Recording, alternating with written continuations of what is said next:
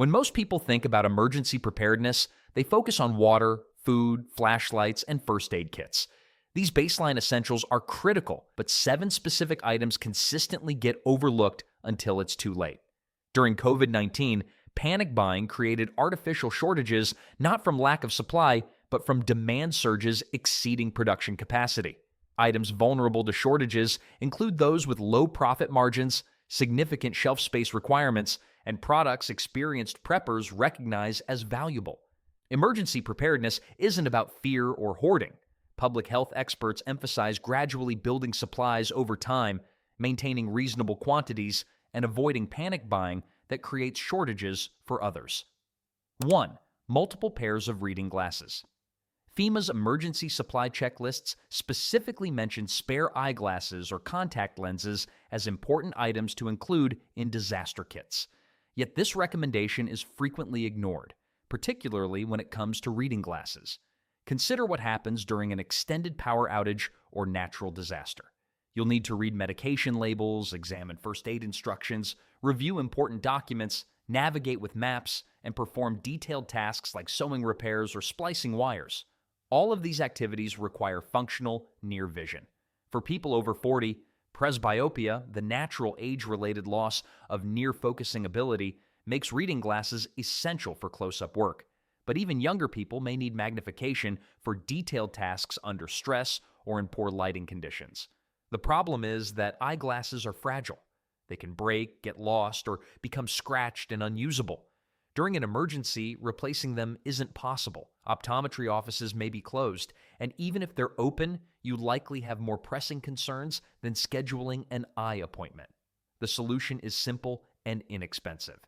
Reading glasses are available at most pharmacies and retail stores for a few dollars per pair. You can buy multiple pairs in various strengths without a prescription.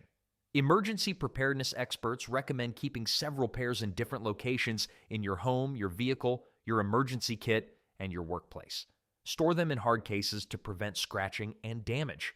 Beyond their obvious use, reading glasses can serve as valuable items for helping neighbors or for barter in extended emergencies. Vision problems don't discriminate, and someone struggling to function without proper eyewear will genuinely appreciate assistance.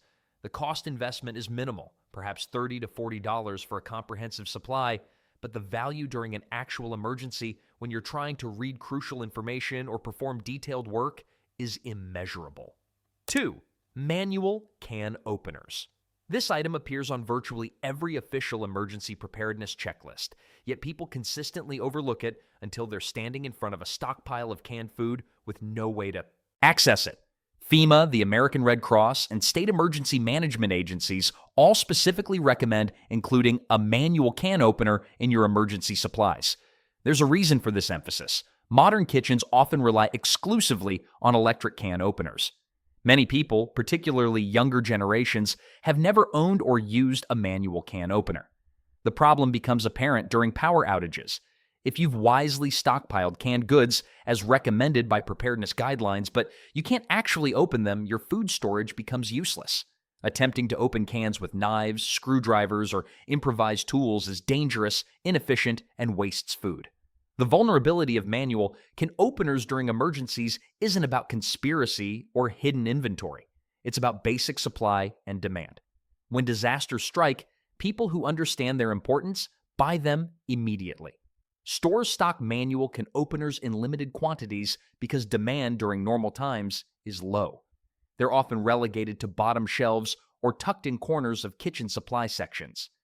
During the surge of preparation before hurricanes, winter storms, or other predictable disasters, these simple tools sell out quickly. The solution is straightforward. Purchase several quality manual can openers now while they're readily available. Emergency preparedness experts recommend the durable metal construction type rather than cheap plastic versions that can break easily. The military P-51 or P-38 style can openers are compact and virtually indestructible, making them excellent additions to portable emergency kits. Standard manual can openers with comfortable grips work well for home supplies. Keep one in your kitchen for regular use, one in your emergency kit, one in your vehicle, and consider extras for helping neighbors or family members who may not have prepared adequately. Test them to ensure they work properly and that everyone in your household knows how to use them. The cost is negligible, usually just a few dollars per opener, but having functional access to your stored food is essential. 3. Work gloves. While not always prominently featured on basic emergency checklists, work gloves appear on extended preparedness lists and in guidelines for disaster recovery. The Florida Department of Health's emergency preparedness resources specifically mention work gloves as essential items. During any disaster scenario, your hands become your most valuable tools, and protecting them is critical for maintaining functionality. Consider what happens during and after emergencies. You may need to clear debris, handle broken glass, work with rough materials, move sharp objects, handle hot or cold items, or perform manual labor you're not accustomed to. A deep cut, infected blister, or serious hand injury can sideline you when you most need to be active and helpful. Medical care may not be readily available, and even minor hand injuries can become serious problems without proper treatment. Research on disaster recovery consistently shows that cleanup and repair work causes numerous preventable injuries. Heavy-duty work gloves with leather or synthetic leather palms, reinforced fingers, and good wrist protection significantly reduce the risk of hand injuries. They allow you to safely handle materials and objects that would otherwise be dangerous or impossible to touch. The challenge with work gloves is that stores stock them in limited quantities because they're bulky, have relatively low profit margins, and primarily sell to contractors and construction workers. When disasters strike or approach, experienced individuals and professionals buy them in bulk first. By the time average homeowners realize they need protection for cleanup and recovery work, supplies are often depleted. Emergency preparedness advisors recommend purchasing work gloves before you need them. Buy multiple pairs in appropriate sizes for each family member who might need to perform physical labor. Look for quality construction with reinforced palms and fingers, adjustable wrist straps, and durable stitching. Keep several pairs stored with your emergency supplies and replace them if they become worn or damaged. 4. Electrolyte replacement products.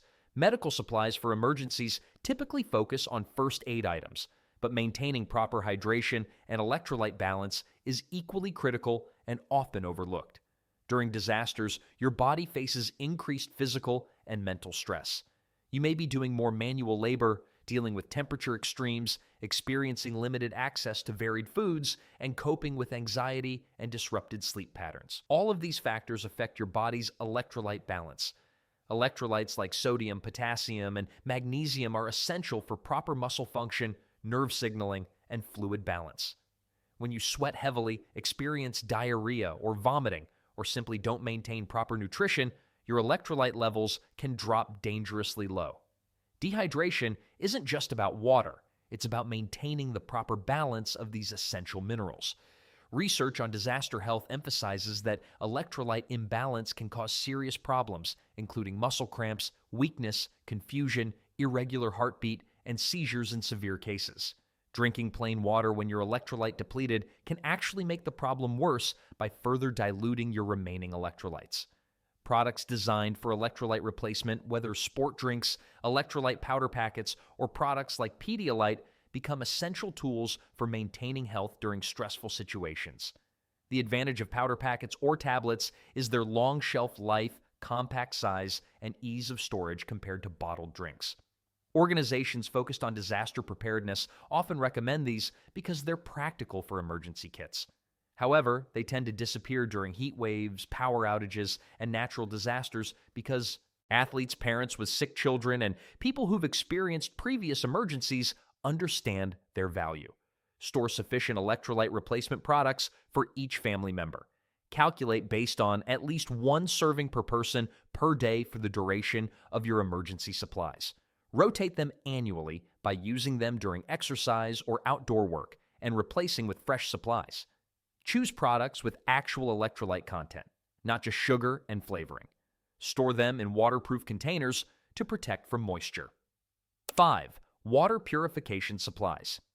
FEMA recommends storing 1 gallon of water per person per day for at least 3 days, and Oregon's Office of Emergency Management now suggests preparing for 2 weeks. That's a minimum of 14 gallons per person, or 56 gallons for a family of 4. Storage space for this quantity of water presents a real challenge for many households. This is where water purification supplies become critical, yet often overlooked components of preparedness. Water purification tablets, water filters, and water treatment systems provide a backup when stored water runs out or becomes contaminated.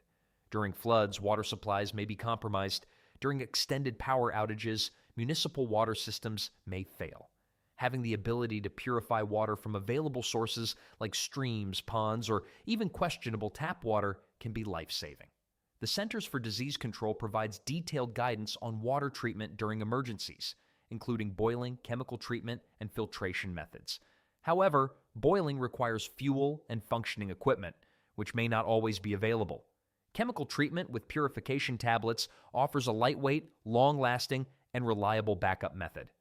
Modern water purification tablets are EPA-registered and effective against bacteria, viruses, and parasites. Water purification supplies face specific challenges during emergencies. They're specialized products that many stores stock in limited quantities, usually in outdoor recreation or camping sections rather than with general emergency supplies. When disasters approach, people who camp regularly, those with emergency preparedness knowledge, and individuals who've experienced previous water shortages buy these products quickly. Average households often don't think about water purification until they're facing a shortage. Preparedness experts recommend having multiple methods for water purification. Consider a quality portable water filter for longer-term situations. Keep unscented household bleach for emergency water treatment following CDC guidelines. Learn and practice these methods before you need them. A bottle of water purification tablets costs around $10 to $15 and can treat 25 to 50 quarts of water, making it an affordable insurance policy. 6. Feminine hygiene. Products. Menstrual products are frequently absent from standard emergency kit checklists, despite being essential for roughly half the population for several decades of their lives. Texas Ready's Emergency Preparedness Guide specifically includes feminine hygiene products on their supply checklist, but many people overlook this need when building emergency kits. During the COVID-19 pandemic, tampons and pads experienced supply shortages due to supply chain disruptions and increased demand. These shortages continued for months in some areas. The problem wasn't just panic buying, but also disruptions in cotton supply, manufacturing capacity, and transportation networks. This demonstrated the vulnerability of products that are essential but often taken for granted. During emergencies, maintaining basic hygiene and dignity becomes crucial for physical and mental health. Menstrual products are not optional items that can be postponed or improvised easily. While historical methods existed, modern individuals may not have the knowledge, materials, or desire to use makeshift alternatives. Having an adequate supply of preferred products reduces stress and maintains normalcy during already difficult situations. Emergency preparedness advisors recommend storing at least a 3-month supply of menstrual products. These have excellent shelf lives and take up relatively little space compared to their importance. Pads, tampons, menstrual cups, and period underwear all have advantages depending on individual preferences. Storing a variety provides options if preferred products become unavailable. Beyond their primary use, menstrual pads have practical emergency applications.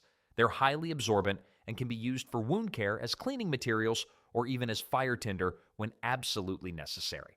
Their versatility makes them valuable beyond their obvious purpose. 7. Physical maps and writing materials. In our digital age, nearly everyone relies on smartphones for navigation, communication, and information storage. Emergency preparedness guidelines from FEMA and other organizations emphasize the importance of having backup methods for critical functions. Yet physical maps, paper, and basic writing implements are among the most commonly forgotten items in emergency kits. Consider what happens during extended power outages. Your phone battery dies, charging stations are unavailable or overwhelmed. Cell towers may be damaged or overloaded. Your digital navigation, stored contacts, and information become inaccessible. Having physical backups becomes essential for wayfinding, communication, and record keeping. Physical maps of your local area, your region, and evacuation routes provide navigation capability when electronic systems fail. Writing materials including pencils, pens, permanent markers, paper, and notebooks allow you to leave messages for family members, record important information, document damage for insurance claims, and maintain logs of activities and resources. The advantage of pencils over pens in emergency situations is significant. Pencils work in extreme temperatures when pens may freeze or dry out. They write on more surfaces. They don't leak or dry out during storage. Pencil shavings can serve as fire tinder in survival situations. Quality pencils with manual pencil sharpeners provide reliable writing capability indefinitely. Texas Ready and other state emergency management programs include cash in their emergency supply recommendations because electronic payment systems may not function during power outages. Similarly, physical maps and writing materials provide crucial analog backups when digital systems fail. Yet these items are often forgotten because we're so accustomed to digital convenience. Emergency preparedness experts recommend storing detailed local maps showing roads, bodies of water, and landmarks. Include state or regional maps showing evacuation routes and alternate paths. Keep at least 50 pencils, several pens, permanent markers, and multiple notebooks or paper pads. Store these in waterproof containers or bags. Teach family members, including children, how to use maps and compasses as backup navigation skills. The pattern across all 7 of these items is consistent. They're practical, affordable essentials that official emergency management organizations often recommend, but that individuals frequently overlook. They solve real problems that emerge during actual disasters. They're often understocked by retailers because demand during normal times is low. When emergencies strike, people with experience or knowledge buy them quickly, creating shortages. The solution isn't panic buying or hoarding. Research on supply chain management and consumer behavior during emergencies consistently shows that panic buying creates artificial shortages and harms communities. The responsible approach is to gradually build emergency supplies over time, maintaining reasonable quantities sufficient for your household's needs. Organizations promoting emergency preparedness emphasize several key principles. Start with the basics recommended by FEMA and the Red Cross: water, food, first aid supplies, lighting, and communication. Then expand to include specialized items based on your household's specific needs, your local hazard risks, and the lessons learned from people who've experienced actual emergencies. Build your supplies gradually to avoid financial strain and prevent contributing to artificial demand spikes. Rotate perishable items and check your supplies regularly. Share knowledge with neighbors and community members to build collective resilience. The 7 items discussed here each cost relatively little individually. Reading glasses might total $30 for multiple pairs. A few quality manual can openers cost less than $20 combined. Work gloves might run $40 for several pairs. Electrolyte powder packets, water purification supplies, feminine products, and writing materials each represent modest investments. Together, you could acquire all 7 categories for perhaps $200, less than many families spend monthly on entertainment and dining out. The value of these items during actual emergencies is disproportionate to their cost. Being able to read critical information, access stored food, protect your hands during cleanup, maintain proper hydration, purify water, manage hygiene needs, and navigate without electronics are all capabilities that can significantly affect your well-being and even survival during disasters. Emergency preparedness isn't about fear or paranoia. It's about taking reasonable, practical steps to ensure you and your family can maintain health, safety, and basic comfort during the days or weeks following disasters when normal systems and services may be disrupted. The Federal Emergency Management Agency, state emergency management offices, and organizations like the Red Cross all emphasize that preparedness gives you peace of mind and reduces the burden on emergency response systems during crises. If you're just beginning your preparedness journey, start with the basics. Build a 3-day supply of water and non-perishable food. Assemble a basic first aid kit. Ensure you have flashlights, batteries, and a battery-powered or hand crank radio. From there, address the 7 often overlooked items discussed here. Then continue expanding based on your specific situation, local hazards, and household needs. Remember that preparedness is a process, not a destination. You don't need to acquire everything at once. Make a list of items you need. Prioritize based on likelihood and severity of risks in your area. Purchase a few items each time you shop. Within a few months, you'll have built a comprehensive emergency supply that provides genuine security. Check your supplies at least twice yearly. Replace expired items like medications, batteries, and food.